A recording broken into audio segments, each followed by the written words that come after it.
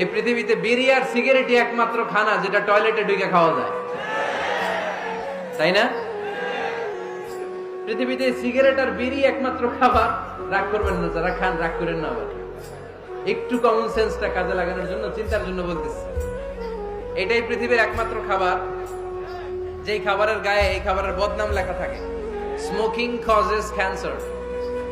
ধূমপান কর্কট রোগের কারণ, ধূমপান স্বাস্থ্যের পক্ষে ক্ষতিকারক লেখা থাকে না?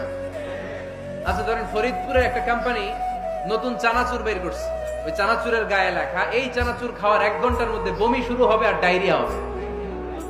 খাবেন? কি কইবেন? তুই খা। দোকানদারে কি কইবেন? তুই খা, তোর বমি হোক, তোর 14 গোষ্ঠীর ডায়রিয়া হোক, আমি টাকা দিয়ে এগুলো কিনবো না, ঠিক কিনা? কারণ এই প্রোডাক্টের গায়ে এই প্রোডাক্টের বদনাম লেখা, এটা আমরা কিনবো কেন? কিন্তু সিগারেটের উপরে সিগারেটের বদনাম লেখা থাকার পরও আমরা খাই, টয়লেটে বসে খাই। এটার মধ্যে একটা পয়জন আছে, এটাকে বলে স্লো পয়জন, নিকোটিন। এটা আপনার লাং, ফুসফুসকে শেষ করে দিবে, স্লো পয়জন। সিগারেট খাওয়া অনেকটা আত্মহত্যার শামিল। বিষ খেলে সাথে সাথে মরে, সিগারেট খেলে ধুকে ধুকে মরে।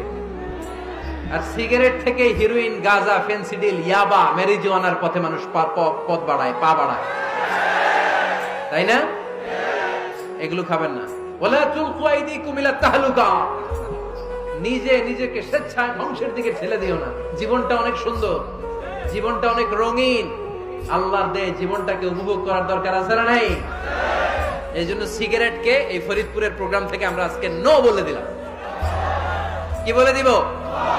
আওয়াজ করে সবাইকে আমরা সবাই একসাথে বলবো, সিগারেটকে কি বললাম? মনে থাকবে? মাহফিলের প্যান্ডেল থেকে বাইর হয়ে আবার ইয়েস, হ্যাঁ না, ইয়েস করা যাবে না। সিগারেটকে কি বললাম? নো।